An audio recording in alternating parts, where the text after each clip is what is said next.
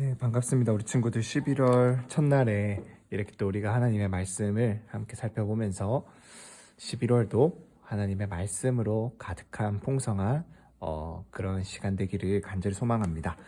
그럼 강사님 따라서 잠깐 기도하고 우리 시작해 보도록 할게요. 시작하겠습니다. 하나님 감사합니다. 11월의 첫날 우리가 이렇게 또 하나님의 말씀 앞에 앉습니다. 하나님 이번 달도 또 우리의 삶도 늘 하나님의 말씀으로 가득한 풍성한 그런 우리 삶 되게 하여 주시옵소서.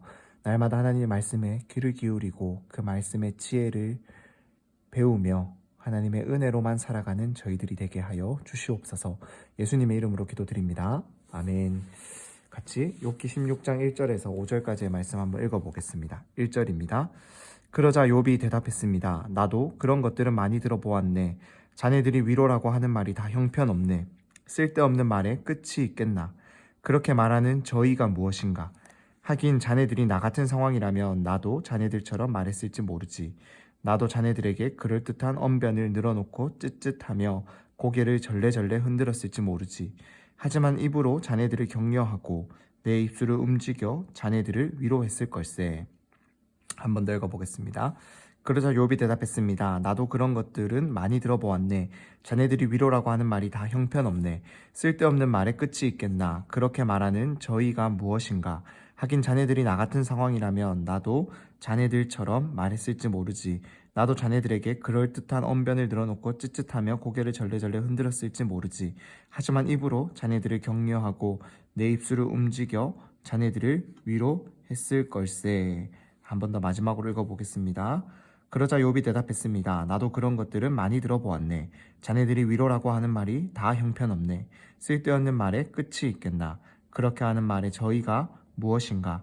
하긴 자네들이 나 같은 상황이라면 나도 자네들처럼 말했을지 모르지. 나도 자네들에게 그럴듯한 언변을 늘어놓고 쯧쯧하며 고개를 절레절레 흔들었을지 모르지. 하지만 입으로 자네들을 격려하고 내 입술을 움직여 자기들을 위로했을 걸세. 아멘. 계속해서 욥의 친구들은 욥을 비난하는, 격려가 아니라 이 비난하고 욥의 잘못이 있다고 이야기하며 욥의 마음을 아프게 하는 그러한 말들만을 쏟아놓고 있었습니다. 참 그런 친구들에게 욥은 이야기를 합니다. 도대체 그렇게 말하는 이유가 무엇이냐고. 그럴듯하게 말을 하면서 위로하는 척하면서 쯧쯧하면서 고개를 절레절레 흔들고 있는 그 모습이 나에게는 전혀 위로가 되지 않는다고. 정말로 그러한 말이 아니라 정말로 격려하고 위로하는 말이 내게는 너무나도 필요하다. 너희들이 정말로 나의 친구라면은 나를 심판하는 것이 아니라 나를 위로하고 격려해 주었으면 좋겠어 라고 지금 이야기를 하고 있다는 것입니다. 예수님도 이와 비슷한 말을 했습니다. 우리 눈 속에 눈 속에 기둥처럼 엄청나게 큰 것이 들어와 있는데도 그것은 보지 못하고 남에게는 티끌과도 같이 이 작은 잘못도 잘 지적하는 그러한 우리의 위선적인 모습에 대해서 예수님도 지적하셨어요. 즉 남을 지적하는 것이 아니라 우리 안에도 그 남의 잘못했다고 하는 것만큼의 악하고 나쁜 것이 있음에도 불구하고 우리는 내 안의 죄, 나의 문제는 보지 못하고 상대방의 잘못만을 들추는 것이 우리의 연약하고 악하고 죄인된 우리의 본성의 모습이 바로 그렇다라는 것입니다.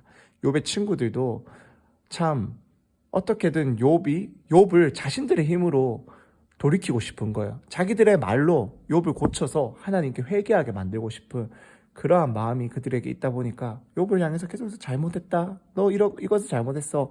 라고 공격을 하고 있다라는 것입니다. 하나님 그러한 분이니까 네가 회개해야 돼. 라고 이야기를 하고 있다라는 거예요.